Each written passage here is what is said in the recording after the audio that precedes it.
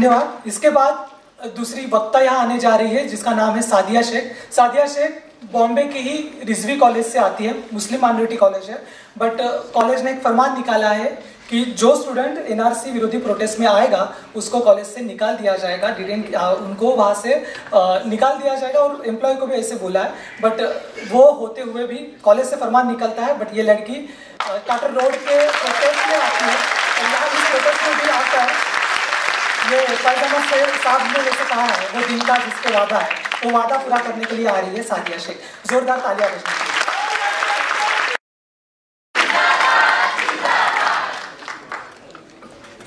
Very good afternoon to one and all present over here.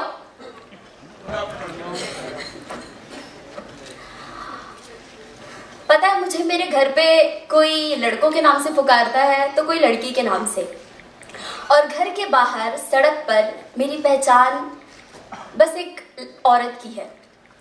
या तो वो दो जोड़ी ब्रेस्ट हो सकती है, दो जोड़ी आंखें हो सकती है, या फिर एक खूबसूरत होठ जिसकी कोई अलग पहचान नहीं। हाँ, ये कि वो पढ़ने में बड़ी मेहनती होगी मगर घर के बाहर के काम वो नहीं कर पाएगी, और कोई अलग पहचान नहीं। वो ऑफिस में काम करती है, वहां उसकी पहचान या तो एक टाइपिस्ट के तौर पर या फिर एक महिला दली के तौर पर की जाती है। कोई भी आकर उसके पास एक भद्दा सा जोक क्रैक करके जा सकता है। सबसे मेहनत से काम वो करती है, लेकिन सबसे कम सैलरी और सबसे लेट प्रमोशन उसे मिलता है। और अगर वक्त पर मिल भी जाए तो लोग फिर उसके बारे में अफवाहें फैलाने लगते हैं कि बॉस के साथ सोई होगी। अब सोचिए, इस केंद्र सरकार की कैबिनेट में केवल 2 या 3 महिला मंत्री होंगी, जबकि इस देश की आधी आबादी हमसे है। और फिर ये जो 2 या 3 महिला मंत्री है वो सिर्फ इसलिए है क्योंकि वो मोदी जी को सपोर्ट करती है, उनसे किसी तरह का सवाल नहीं किया जाता, उनके हाँ में हाँ और ना में ना मिला देती हैं। इसीलिए हम उनके आईक्यू लेवल का तो अंदाजा लगा ही रहे हैं, चुनकर ये लो आईक्यू लेवल की औरतों को मंत्री बना देते हैं। और अगर किसी स्टेट में सीएम औरत बन जाती है तो वो अलग बात है, वरना कैबिनेट में तो औरतों का कोई एकदम ना के बराबर होती है। तो फिर ये सरकार ना हमें पहचान दिलाने का काम कर रही है, ना घर में हमारी पहचान है, ना सड़क पे हमारी पहचान है, ना कॉलेज में, ना ऑफिस में, और आज ये हमसे हमारी ही पहचान का सबूत मांगने आए हैं।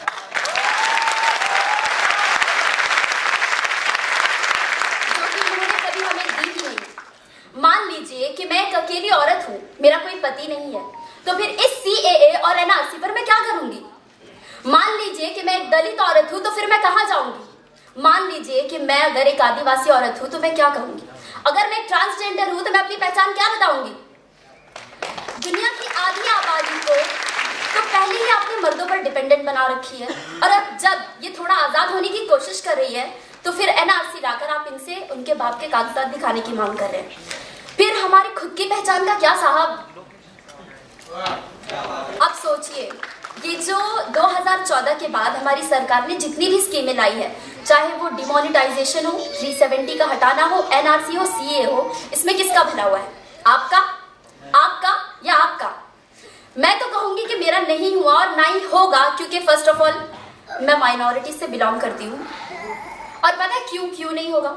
क्योंकि हकीकत तो ये है कि ये आज तक ऐसी स्कीमें लाते हैं जिनसे सिर्फ उनका भला हो जो सत्ता पे है और जिनके हाथ में पैसे हैं। जैसे आप डिमोनेटाइजेशन ही देख लीजिए, क्या कहा था उन्होंने कि सबके खाते में 15 लाख रुपए आएंगे, काला धन निकलेगा। तो आपके खाते में पहुंचे? मेरे में तो नहीं पहुंचे, खैर मेरा तो अकाउंट भी नहीं है, बट स्टिल। तो अब सोचिए, क्या अमीर लोगों ने उस वक्त एक धंधा चालू हो गया था बाकायदा के, जिनके पास ब्लैक मनी है वो थोड़े से पैसे देकर अपने ब्लैक मनी को व्हाइट मनी में कन्वर्ट करवा लेते हैं। फिर पिसा कौन इसमें? आम जनता, गरीब, मजदूर, किसान। फिर 370 को हटाना मतलब वहां पर हम प्रॉपर्टी खरीद सकते हैं, तो क्या आप और हम वहां पे खरीद सकते हैं जाके प्रॉपर्टी? नहीं, वो सिर्फ जो फिल्म स्टार्स हैं और जो सत्ता पे बैठे हैं वही लोग खरीद सकते हैं। और फिर आती है बात एनआरसी और सीए की। यहाँ पर बैठे हुए कितने लोगों के पेरेंट्स का बर्थ सर्टिफिकेट है?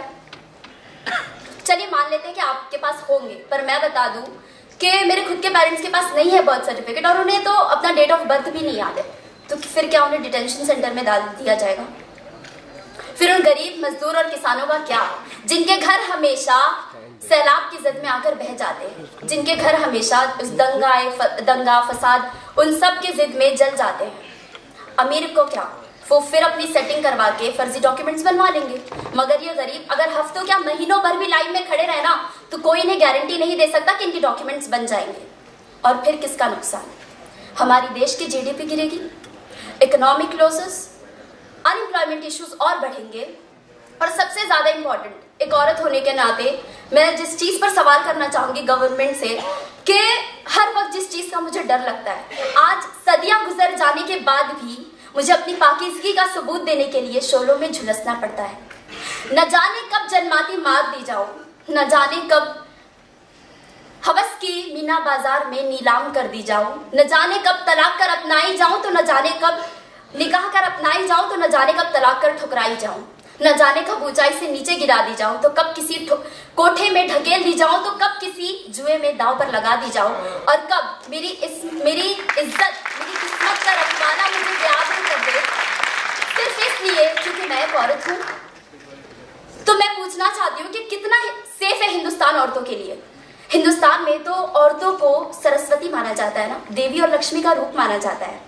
नवरात्रि के 9 दिन उनकी पूजा की जाती है, उन्हें दया का रूप माना जाता है।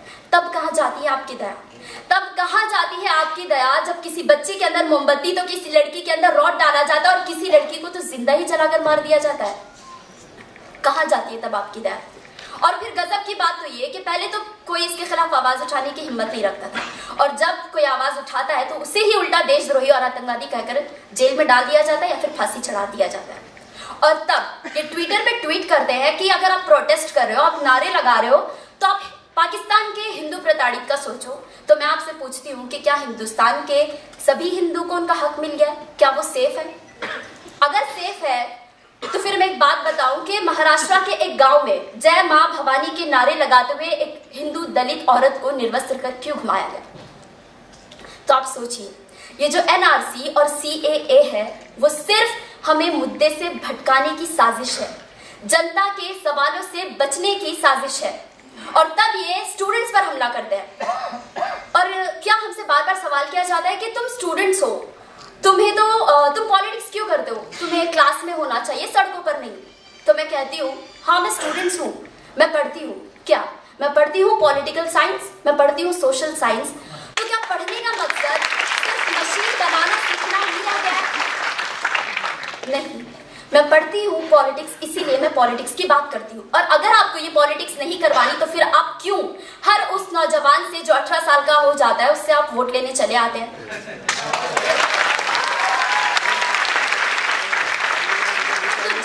हमें वोट देने का हक हो जाता है 18 साल पर, उसी के साथ हमें पॉलिटिकल मुद्दे पर सवाल उठाने का भी हक मिल जाता है, और ये हक आप हमसे छीन नहीं सकते और ना ही हम छीनने देंगे। क्योंकि देश की आजादी के वक्त जब लड़ाई चली थी तब भी वो स्टूडेंट्स ही थे जिन्होंने अपनी पढ़ाई छोड़कर गांधी जी के साथ कूद गए थे मैदान में। भगत सिंह लाहौर यूनिवर्सिटी में पढ़ ही रहे थे, जवाहरलाल नेहरू उन्होंने खैर अपनी पढ़ाई कंप्लीट कर ली थी, गांधी जी उनको अवेयरनेस कब आई थी? जब वो पढ़ने के लिए लंदन गए थे। खैर इन सब का छोड़िए, हम बात करते हैं हमारे इस देश के प्रधानमंत्री का।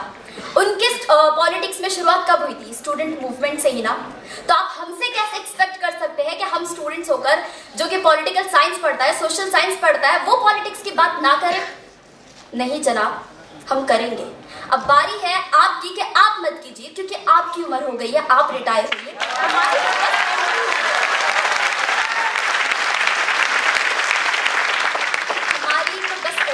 वो कहते हैं ना अभी तो पार्टी शुरू हुई है, तो हम शुरू होने से पहले कैसे? और एक बात आप याद रखिएगा कि किसी भी मुल्क ने जिसने छात्रों का नमन किया हो वो उसके बाद देर तक सत्ता पे टिक नहीं पाई है। ये बात आप याद रखिएगा और इसकी गवाह इतिहास है। आज इस देश में लड़कियां सड़क पर उतर कर आई है, वो जामिया से लेकर पूरे देश की लड़कियां सड़क पर उतर कर आई है, औरतें आई है जो सदियों से चुप रही है, आज वो बोल रही है। आज मैं यहाँ पर खड़े होकर बुर्के में, हिजाब में आपके सामने बात कर रही हूँ। मेरी उम्र अभी 17 साल है, अब मैं 18 साल की होने जा रही हूँ। तो जब समाज का सबसे निचला निचला दबा कुचला जो तबका जिसे औरत को समझा जाता है ना, जब वो बोलने लगी आपसे बिना डरे, तो समझ लीजिए कि आपका आखिरी वक्त आ चुका है। आप जो सोच रहे हैं ना, आपने जो यूपी में उन जामिया मिलिया के स्टूडेंट्स, जेएनयू के स्टूडेंट्स, एएमयू के स्टूडेंट्स के साथ जो किया, वो जो दहशत फैलाया आपने, जो दंगा किया वहां पे, आप सोच रहे होंगे कि हम उससे डर के बैठ जाएंगे। तो नहीं, हम नहीं डरेंगे, क्योंकि जनता बेदार हो चुकी है, उन्हें उनका हक पता है और उसके लिए वो लड़ेंगे। हम डरने वालों में से नहीं है। मैं एक शायरी बोलना चाहूंगी इसी बात पर कि अभी गनीमत है सब्र मेरा, अभी लबालब भरा नहीं हूँ। अभी गनीमत है सब्र मेरा, अभी लबालब भरा नहीं हूँ। वो मुझको मुर्दा समझ रहा है, उससे कहो अभी मैं मरा नहीं हूँ। वो कह रहा है कि कुछ दिनों में मिटा के रख दूंगा नस्ल तेरी। वो कह रहा है कि कुछ दिनों में मिटा के रख दूंगा नस्ल तेरी। है उसकी आदत, डरा रहा है मेरी फितरत डरा नहीं है।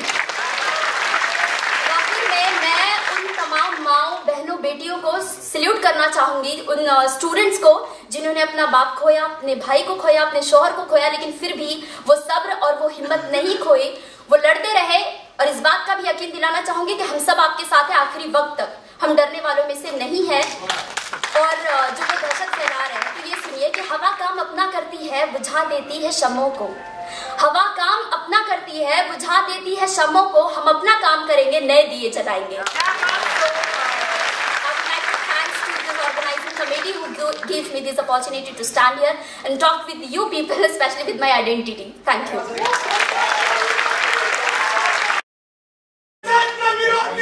सरकार नहीं चलेगी, नहीं चलेगी। विरोधी ये सरकार नहीं चलेगी, नहीं चलेगी। विरोधी ये सरकार नहीं चलेगी, नहीं चलेगी। ये भारत की नारी है, ये भारत की नारी है। और नारी के सहयोग बिना, अरे नारी के सहयोग बिना, नारी के सहयोग बिना हर बदलाव अधूरा रहता है। आज वही बदलाव की शुरुआत में सादिया अपने साथ खड़ी है, जहां उसका पूरा कॉलेज उसको बोल रहा है कि हम तुझे कॉलेज से रेस्ट्रिक्ट कर देंगे, बट वो आज अपने मंच पर आकर खुले आम से अपने साथ, अपने सामने अपनी बात रख रही है। उस जज्बे को सलाम।